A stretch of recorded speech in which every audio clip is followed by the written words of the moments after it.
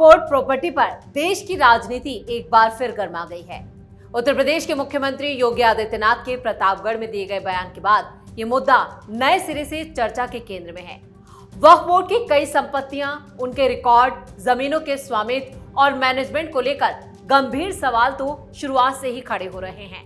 वहीं दूसरी तरफ वक्फ बोर्ड और उससे जुड़े पक्ष इन आरोपों पर असहमति जताते रहे हैं और कानूनी प्रक्रिया का हवाला देते रहे। ऐसे में सबसे बड़ा सवाल यह है कि वक्फ की जमीनों का वास्तविक रिकॉर्ड क्या कहता है। क्या जिन प्रॉपर्टीज पर विवाद है उनकी जांच होगी? क्या सरकारी एजेंसियां सभी दावों और आरोपों की निष्पक्ष जांच करेगी? और क्या इस पूरे मामले में तथ्य, दस्तावेज और कानून के आधार पर तस्वीर साफ हो पाएगी? इसी बड़े और संवेदनशील मुद्दे की हर परत खोलने की कोशिश करेंगे हमारे इस खास शो यूपी के मुसलमान में। मैं हूं परवीन शेख।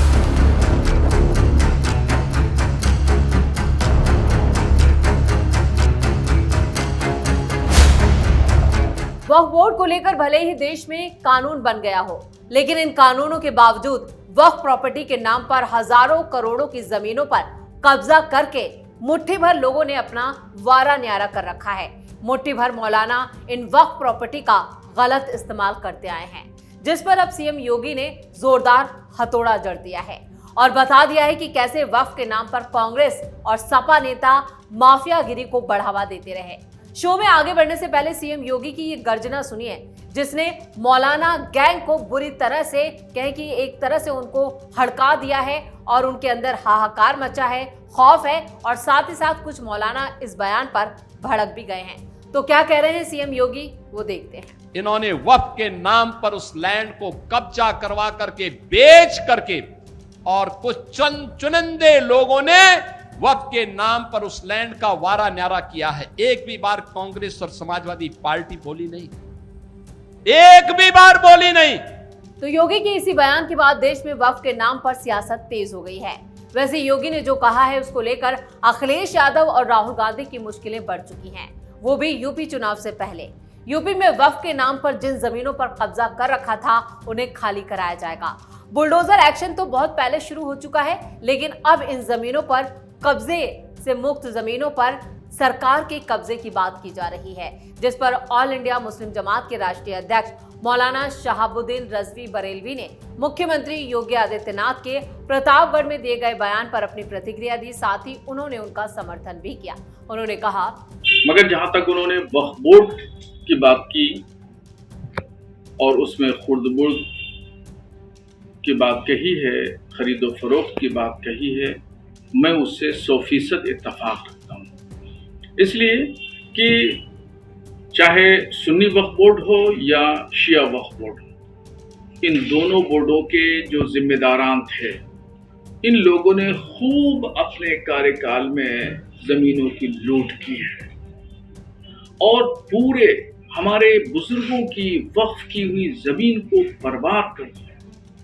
जो लोग भी बोर्ड में शामिल हुए, वक्फ बोर्ड के मेंबर बने या और जिम्मेदारियां हो जिन लोगों ने ली, उन लोगों ने अपने अपने इलाकों में वक्फ बोर्ड की जमीनों का लखनऊ की रेवड़ी की तरह बंटवारा किया है।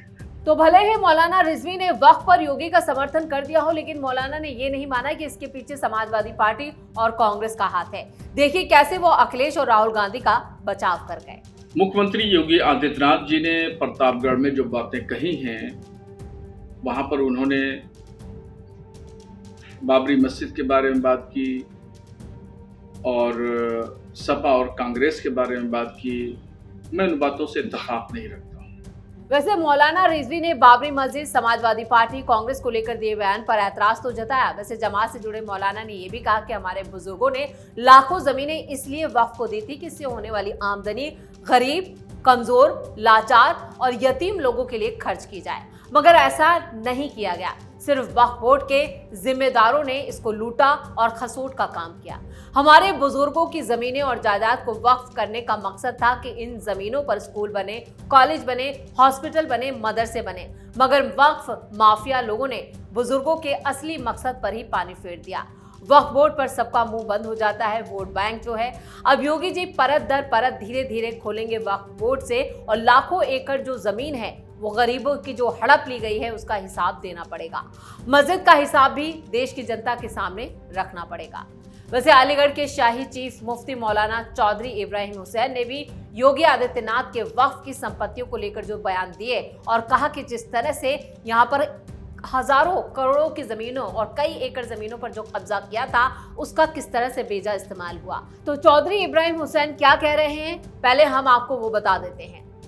उन्होंने कहा, मुख्यमंत्री योगी आदित्यनाथ जी का बयान आया है जो वक्फ की प्रॉपर्टी है, ज्यादातर सपा के लोगों ने इसे बर्बाद किया है और आज सपा अपना रुख बदल रही है, वो धार्मिक बन रहे हैं। ये बात बिल्कुल सही है। जो भी बर्बादी हुई है कांग्रेस ने और समाजवादी पार्टी के लोगों ने की है। इसमें मुसलमानों की जो माफिया किस्म के लोग हैं वो जुड़ रहे हैं। इसकी वजह से 70 से 80% का तबका जिसके हक वक्फ प्रॉपर्टीज में सुरक्षित थे और ऐसे लोगों को प्रमोट होना था जो जरूरतमंद और मुस्तक हैं, लेकिन वो प्रमोट नहीं हुए बल्कि पीछे रह गए और आज तक पीछे ही हैं। वहीं अलीगढ़ से भी वक्फ पर बिहार के राज्यपाल आरिफ मोहम्मद खान का एक बड़ा बयान सामने आया। उन्होंने कहा, मेरा काम ये नहीं है कि मैं किसी नेता पर कमेंट करूं। 1986 में मुस्लिम महिला संरक्षण अधिनियम पास हुआ था जिसमें कहा गया था कि अगर तलाकशुदा महिला को देखने वाला कोई नहीं है तो उन्हें वक्फ बोर्ड से माहाना भत्ता दिलवाया जाएगा। 2 साल बाद मैंने इस पर प्रश्न किया कि किस वक्फ बोर्ड ने कितने रुपए का प्रावधान किया। 2 साल बाद जवाब आया कि किसी वक्फ बोर्ड ने कोई प्रावधान नहीं किया है। इसका मतलब वक्फ बोर्ड में कहीं ना कहीं गड़बड़ है, इसके सुधार की आवश्यकता है।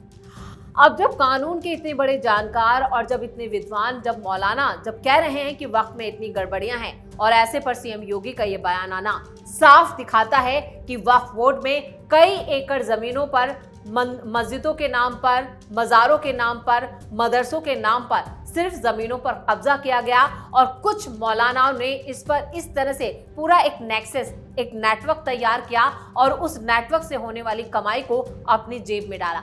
ना जिसका कोई हिसाब है, ना कभी कोई ऑडिट हुआ और ना ही जिसके अब दस्तावेज हैं। वक्फ कानून आने के बाद इन मौलानाओं की गर्दनें तो पहले ही नप गई थी, लेकिन अब बारी एक्शन की है। प्रतापगढ़ में जिस तरह से सीएम योगी आदित्यनाथ ने ललकारा है सपा और कांग्रेस को और उनकी संरक्षण में पड़ने वाले मौलाना गैंग को, उससे साफ हो जाता है कि अब मौलानाओं की शामत आ चुकी है। यानी हजारों करोड़ों की जो जमीनों पर इन लोगों ने कब्जा कर रखा था, अब वो कब्जा मुक्त होगी और इन जमीनों पर फिर से गरीबों और पिछड़ों की जो जमीनें हैं उन्हें वापस दे दी जाएंगी। सीएम योगी आदित्यनाथ ने कहा है कि जो अब अयोध्या पर घड़ियाली आंसू बहा रहे हैं और आस्था के नाम पर सियासी अपनी रोटियां सेक रहे हैं, उन्हें भी इससे सबक लेना होगा। यानी अब बारी सिर्फ एक्शन की होगी और जितनी भी इमारतें अब तक आपने खड़ी की हैं, दुकानें बनाई हैं, उन्हें तोड़ा जाएगा। यानी अभी तक तो सिर्फ हजारों मस्जिदें और मदरसों को गिराया गया है, अब बारी उन लोगों की इमारतों और प्रॉपर्टी की है जिन्होंने वक्फ के नाम पर अब तक इस पर कब्जा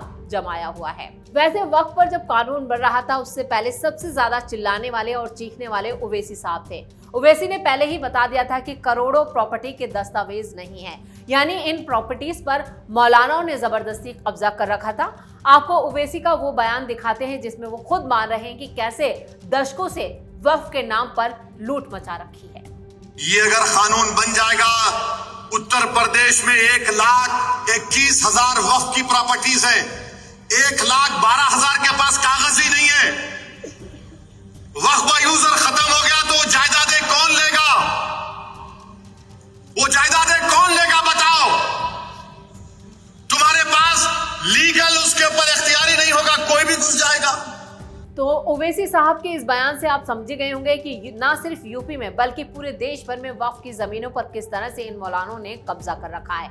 अब योगी आदित्यनाथ के बयान से इन लोगों को मिर्ची लग रही है, क्योंकि मुट्ठी भर ये मौलाना आम गरीब मुसलमानों का हक उनसे छीन रहे थे।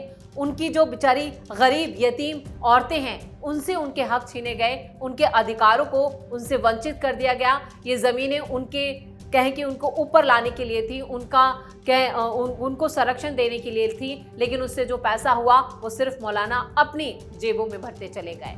तो योगी ने साफ कर दिया कि अब यूपी में वक्फ के नाम पर लूट खसोट मचाने वाले मौलानाओं पर बुलडोजर एक्शन तो जारी रहेगा और इन जमीनों पर सरकार का कब्जा होगा।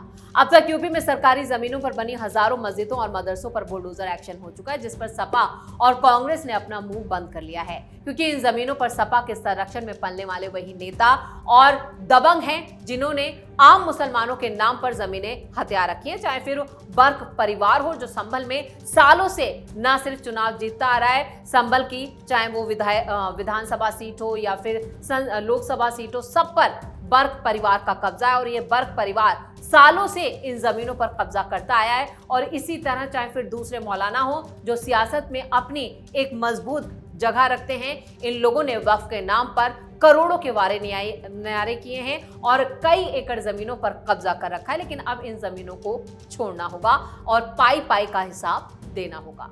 इसी के साथ यूपी का मुसलमान में इतना ही। वीडियो कैसा लगा कमेंट करके अपनी राय जरूर दें। वीडियो को लाइक करें, शेयर करें और कैपिटल टीवी को सब्सक्राइब जरूर करें। धन्यवाद।